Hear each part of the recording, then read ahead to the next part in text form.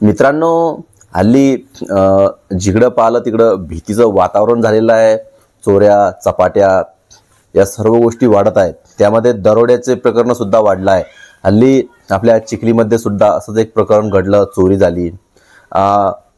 त्यामध्येच पोलीस प्रशासन एवढं सतर्क झालेलं आहे की आता गुन्हेगारांना गुन्हा करण्यामध्ये थोडासाही वाव मिळणार नाही.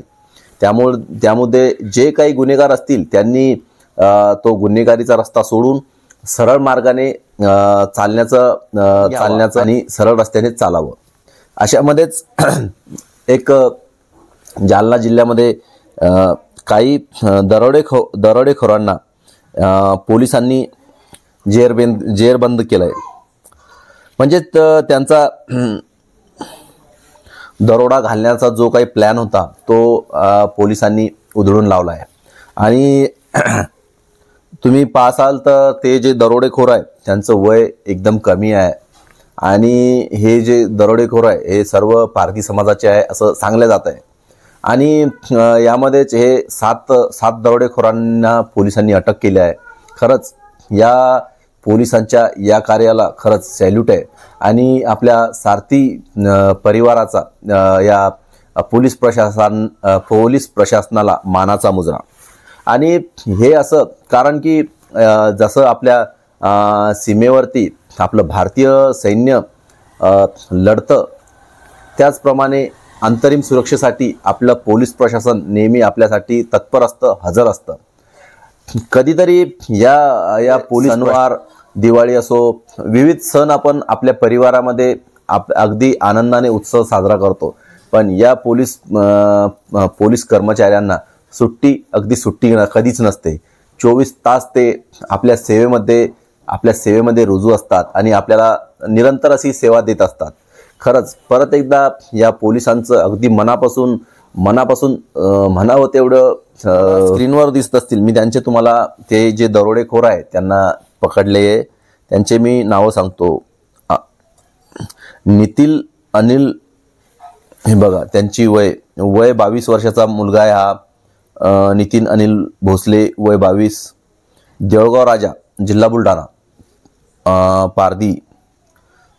2 नंबर आहे विक्रांत विक्की शिंदे, वय 23, वाकी, देऊळगाव राजा. हा सुद्धा बुलढाणा जिल्ह्यातला आहे. खाली मोबाईल नंबर पण आहे त्याचा. उमेश घुल्या भोसले, हा 14 वर्षाचा आहे, नाबालिक आहे. हा अंधेऱ्याचा आहे, देऊळगाव राजा, हा बुलढाणा जिल्ह्यातलाच आहे.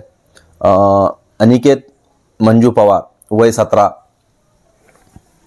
अंधेरा, हा सुद्धा अंधेऱ्याचा आहे.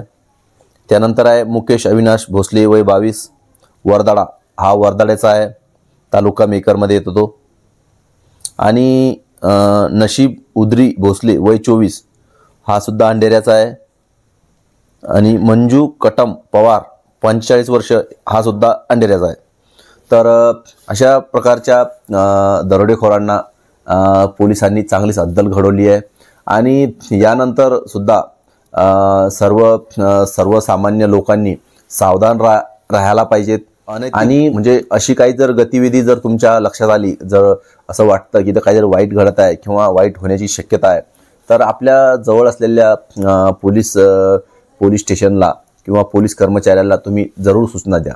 आणि कारण की जसे पोलीस प्रशासन आपली सुरक्षा करतं तसंच आपलंही कर्तव्य आहे की पोलीस प्रशासनाला मदत करणे, सहकार्य करणे. आणि परत एकदा आपण अशा घटना घडू नये यासाठी तमाम लोकांनी सावधान राहण्याची गरज आहे, जेणेकरून अशा घटना घडणार नाही.